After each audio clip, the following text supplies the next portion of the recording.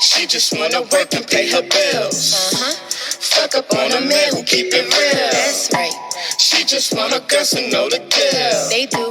She just told her boss just how she feel. Fuck you. She just hit the club up on a Thursday. Twerk, twerk, Told the bartender I ain't feeling thirsty. Took a couple shots just like it's her birthday. What's good, y'all, and welcome back to another amazing episode of We Don't Sip Tea, We Drink Wine. I'm your girl, Miss JLH, and I have another dope-ass review episode for you. It's about Never Have I Ever. Have you seen it? If you haven't, don't worry, you're not alone. I'm realizing a couple of my friends have never seen it either. And I kind of understand. I don't think it's really for adults, but I mean, why isn't it? It's definitely like a teen dramedy. But I think adults can watch it. I love it so much. It's so good. So it came out in 2020. It's labeled as a drama, but I think it's a dramedy for real. It has 3 seasons, and then, like I said, you can stream it on Netflix. Let's get into the plot, shall we? So y'all can know what it's about. Okay, so Never Have I Ever. Its story centers around Devi, a 15-year-old Indian American Tamil girl from Sherman Oaks, Los Angeles. After her father Mohan dies suddenly, Devi loses the sensation in her legs. This happens due to the psychological trauma of the event, and she is unable to walk for 3 months. However, one day she miraculously recovers and stands on her legs in an attempt to see her crush, Paxton Hall Yoshida. Now, after having a socially horrible freshman year, she wishes to change her social status, but her friends, family, and feelings do not make it easy for her. So she just is a young girl, Indian American girl, dealing with life as a teenager. And I love it because you also get to see her friends and everyone she goes to school with deal with life as well. You get to see her cousin deal with life as well as an Indian American woman working in a professional field and just trying to make it in America, but also trying to get married, but not trying to force this idea of marriage down her throat just because she has to, especially arranged marriage. Then you also see Devi's mom deal with life as a mom who lost her husband, her everything, her anchor. Devi was really close with her dad. So to now have to build this new bond with your daughter without your husband is just, it's a lot. So it's a good show. The writing is good. It's really, really funny.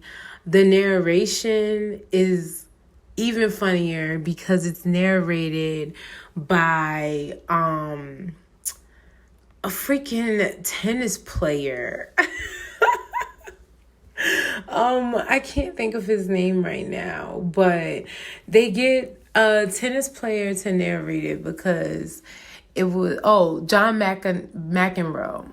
They get John McEnroe to narrate it because it was Devi's dad's favorite tennis player when he was alive. And that alone is just ridiculously hilarious.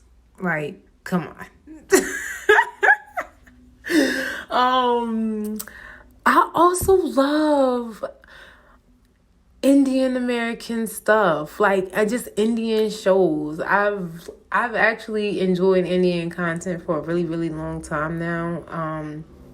I grew up in PA a lot in my childhood, and we had a lot of Indian American families in my neighborhood growing up. So I went to school with like a couple of different Indian kids, and I was really close with a few of them. So I was into Indian culture for a little bit in my childhood because of my friends and who I was around. I was in the Greek culture for a little bit as well because I had this one friend who lived across the street from me. She was Greek, and oh man, the food that they would make me when I would go over there was everything.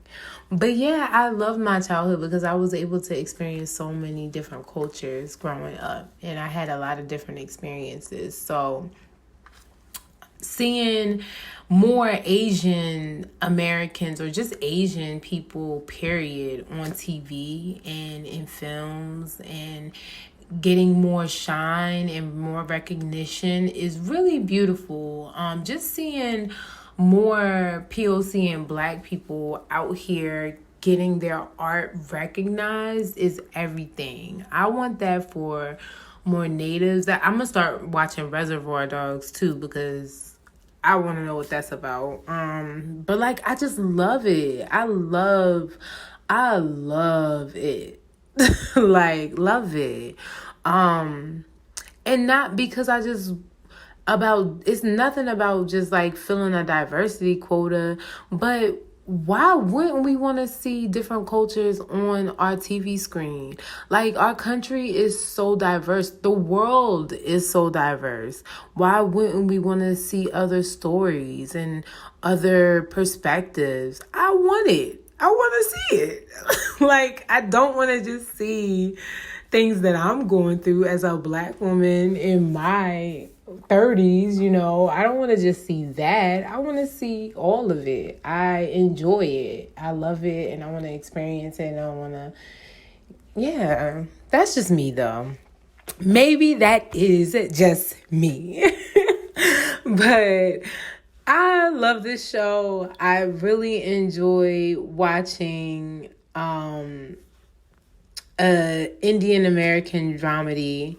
Mindy Kaling is one of the writers of the show, and also one of the creators. I honestly don't think I've seen any of her other content aside from this, and I truly enjoy this. So kudos to Mindy Kaling for this. But yeah, if you love a good teen drama coming of age story, this is it. And there's another one on Hulu that I love so much that I will be doing a review of, but I think I'm gonna watch it over first. All right, y'all. Peace.